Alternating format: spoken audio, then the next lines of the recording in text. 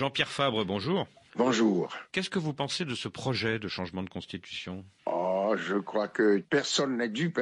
Tout le monde a bien compris que M. Faure-Gnassingbé essaye de trouver un subterfuge qui lui permet d'échapper à la limitation des mandats. Il veut rester au pouvoir indéfiniment. C'est triste qu'après 20 ans, il se livre à ce jeu-là. Et puis, dans cette affaire, personne ne se préoccupe de ce que pense le peuple togolais. Je pense que le Togo est devenu le champ d'expérimentation d'une poignée d'affairistes africains qui se réclament du panafricanisme et qui, à mon sens, ont trouvé un chef d'État opportuniste pour appliquer leurs thèses qui lui conviennent pour rester au pouvoir ad vitam aeternam.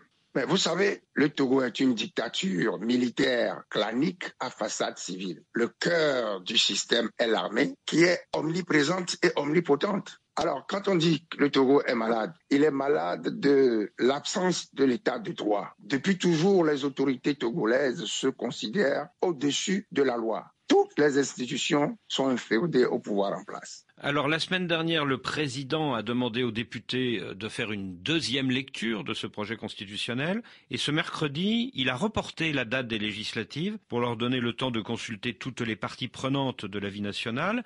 Est-ce que ce n'est pas un geste d'ouverture ?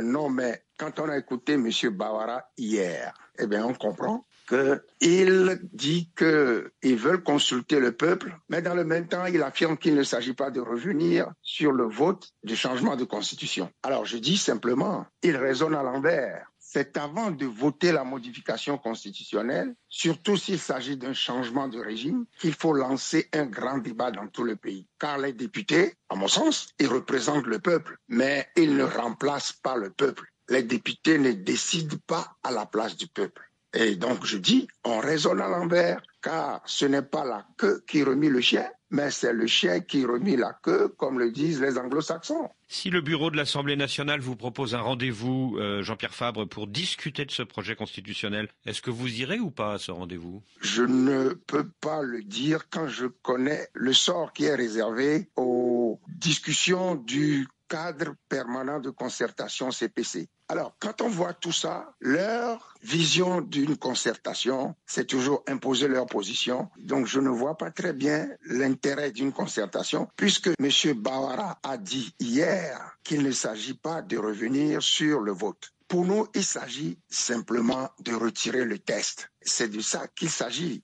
Dès le début, en ce qui nous concerne, nous avons entrepris une série d'actions au plan diplomatique, international et sous-régional dans plusieurs pays de la CEDEAO et également auprès de l'institution CEDEAO. Nous estimons que les pères de M. Faure-Gnassingbé, qui lui ont sauvé la mise en 2017-2018, devraient lui faire entendre raison.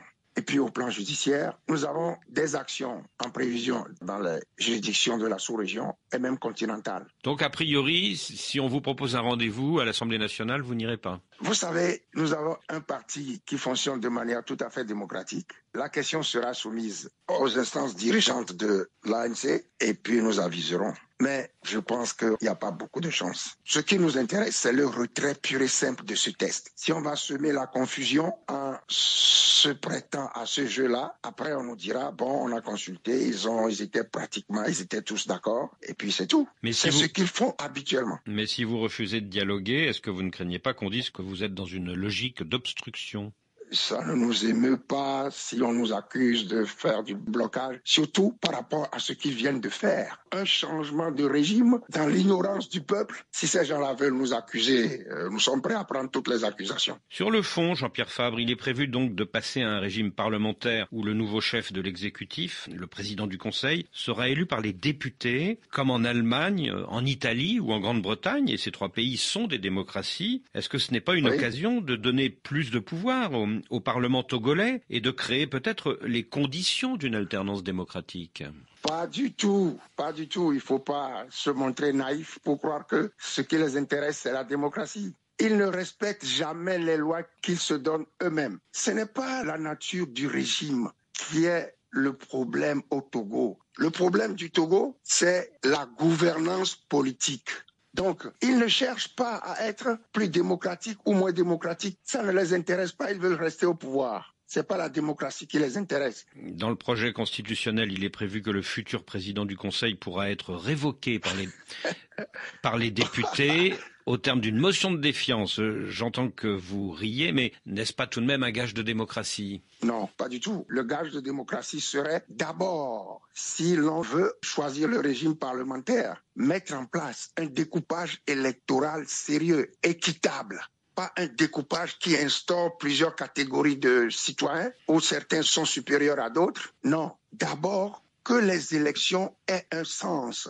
Tout ce qu'ils ont écrit là, c'est du blablabla, ça n'intéresse personne. Donc vous n'attendez rien de cette éventuelle motion de défiance Non. Vous savez, ils se sont donné les moyens par le découpage électoral, par le refus d'inscrire des gens dans les centres de vote.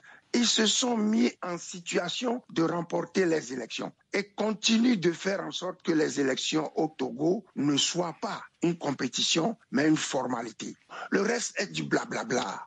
Alors cette année, Jean-Pierre Fabre, à la différence de 2018, vous allez participer, comme d'autres grands partis, comme la CDPA de Brigitte Adjamagbo-Johnson par exemple, aux élections législatives. Est-ce que vous espérez obtenir assez de sièges pour peser sur le choix de ce futur président du Conseil ? J'espère qu'ils ne passeront pas outre l'indignation du peuple pour aller vers ce système. Parce que nous allons demander au peuple de défendre sa constitution qu'elle s'est donnée en 92 et de lutter contre la violation de la constitution. Nous allons combattre.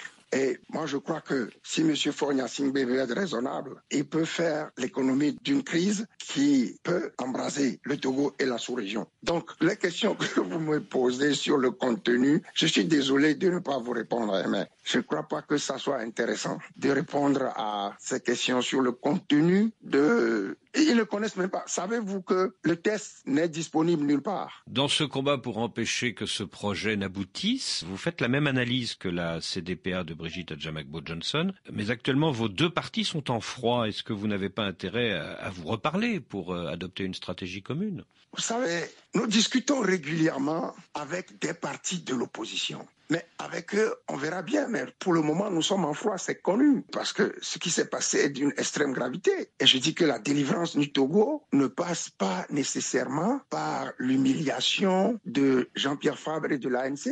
Lorsqu'il y a rupture de confiance, qu'est-ce que vous voulez faire? La confiance, elle ne se décrète pas. On veut bien travailler, mais si je n'ai pas confiance, est-ce que c'est efficace? Donc pour l'instant, pas de rapprochement. Pour l'instant, malgré la situation. Mais on verra bien. On verra bien. Jean-Pierre Fabre, merci.